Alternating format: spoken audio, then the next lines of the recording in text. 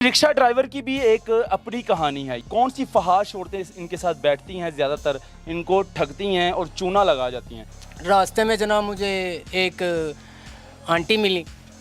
मैं आइसक्रीम वाले को 1000 रुपया दिया था, अच्छा, तो मैं पैसे उसके पास भूल गई। वहाँ से उसने जनाब आला 7-8 को आप भी ले लिए आपके पल्ले से। मेरे पल्ले से। शॉर्टकट रास्ता लिया तो हाफ में जाके ना, आधे रास्ते में जाके तो वो मुझे कहती हैं कि आप रिक्शा रोक लें। मैंने उनसे अपने किराए की डिमांड की, तो वो कहती हैं मेरे पास तो किराया ही नहीं है। मेरे तोते उड़ गए, किराया नहीं है। किराया ही नहीं है। अच्छा, जिस्म फरोश औरत थी, फहाश औरत थी, फहाश औरत थी। गलत हरकत की उसने। उन्होंने ऐसी किस्म की कि अपने यानी कि कपड़े उतार दिए अंदर रिक्शे में बैठे हुए कि देख लें।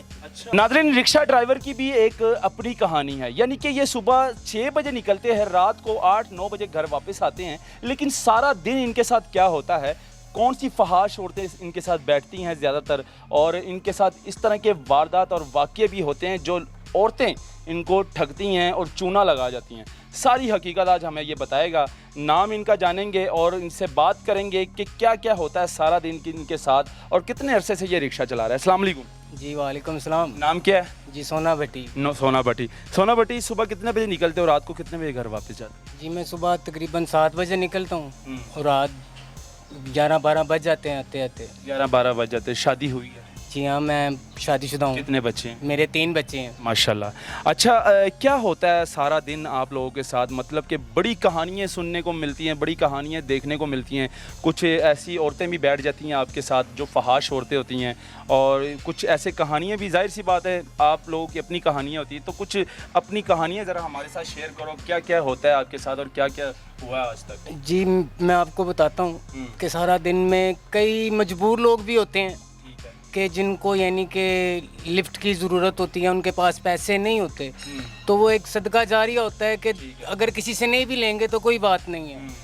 और बाज़ टाइम ऐसा भी होता है कि कई लोग यानी कि औरतें, ठीक है। मैं आपको एक वाक़या सुनाता हूँ, मेरे साथ हुआ समनाबाद में, गुलशन रावी नुनारिया में। अच्छा, कि मैं एक सवारी लेके गया हुआ था, ठीक है, तो वहाँ पे मैं सवारी को छोड़ के, रमज़ान थे, ठीक है, सवारी को छोड़ के मैं आ गया कि उन्हें वापस भी लेना था। इस रमज़ान के महीने जो रमज़ान गुजर गया? पिछले ठीक है, पिछले साल में। ठीक है, तो वो सवारी को छोड़ के मैं वापस यानी कि लेना भी था, तो मैं बाहर आया कि चलें कोई और सवारी देख लूँ, अल्लाह पाक बच्चों का रिज़्क अच्छा दे देगा।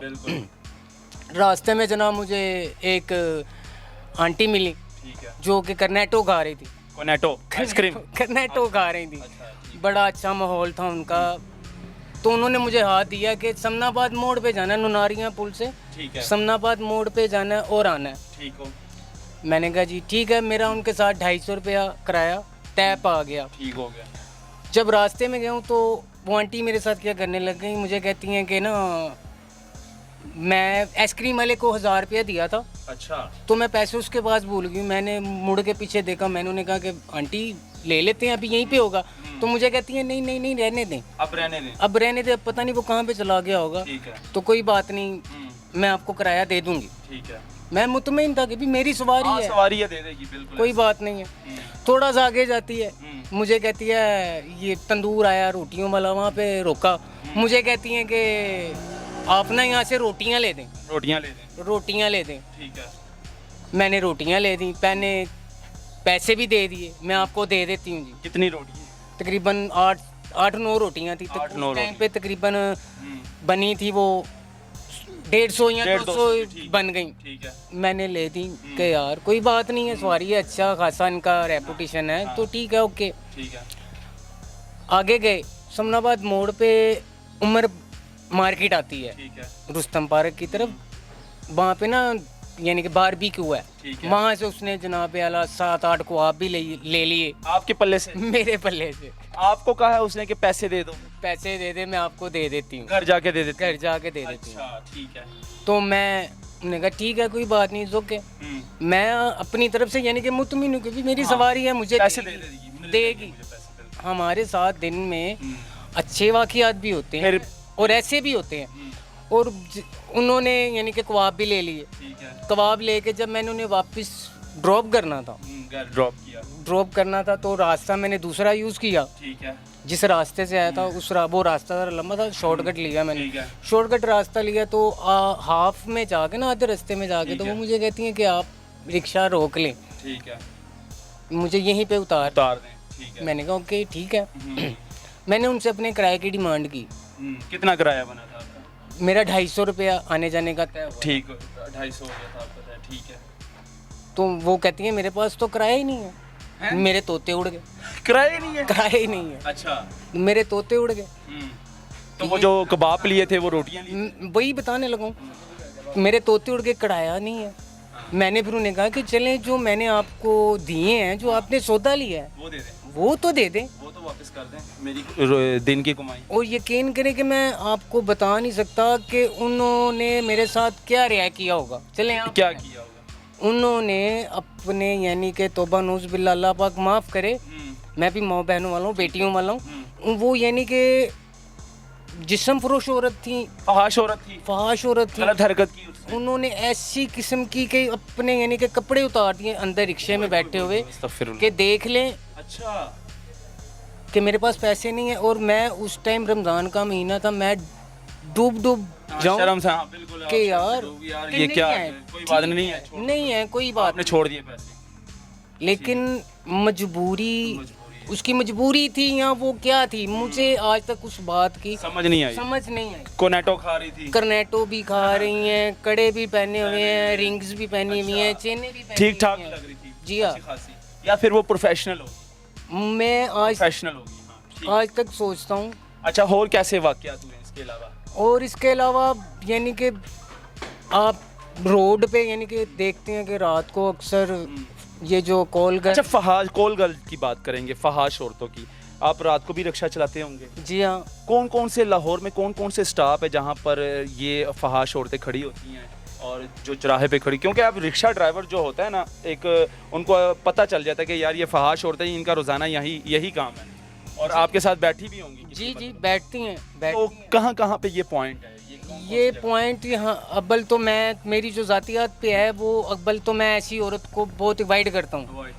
और रास्ते में अगर कभी कोई मिल भी जाए तो वो यानी कि इशारों पर या नहर के एक साइड पर या इधर टंगसाली चौक में, भाटी चौक में।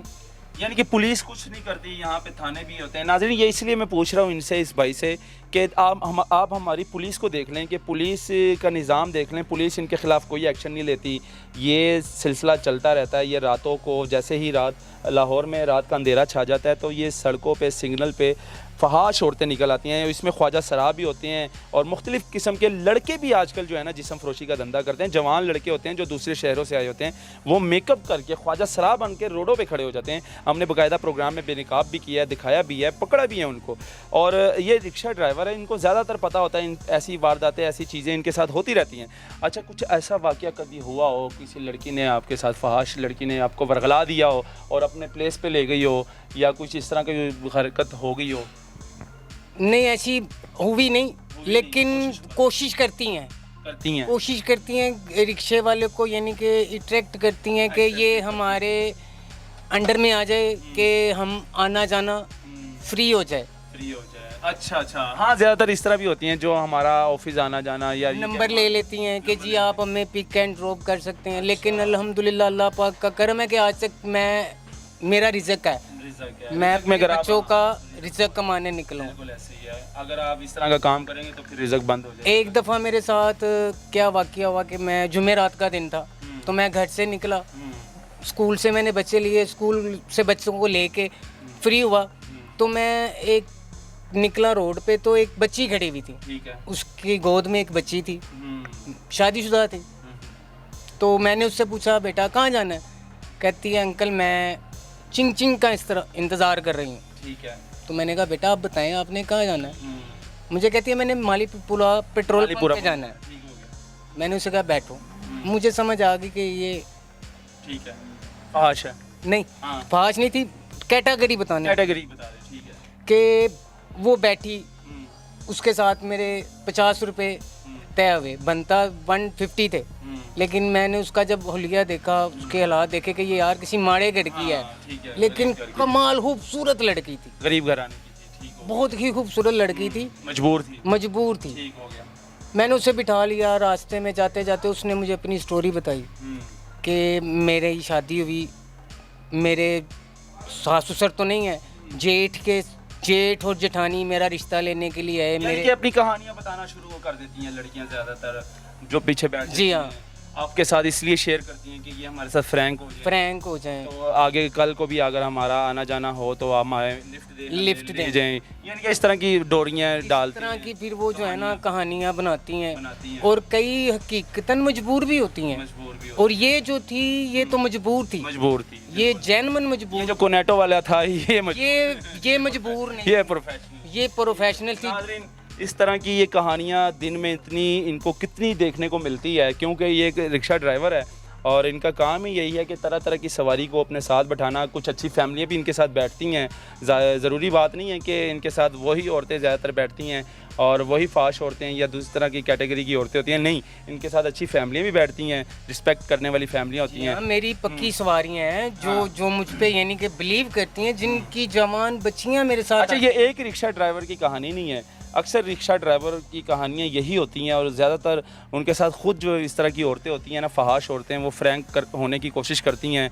और ताकि उनका आना जाना फ्री में लग जाए और कोई पैसे ना लगे उनके ऑफिस जाने में या मार्केट जाने में।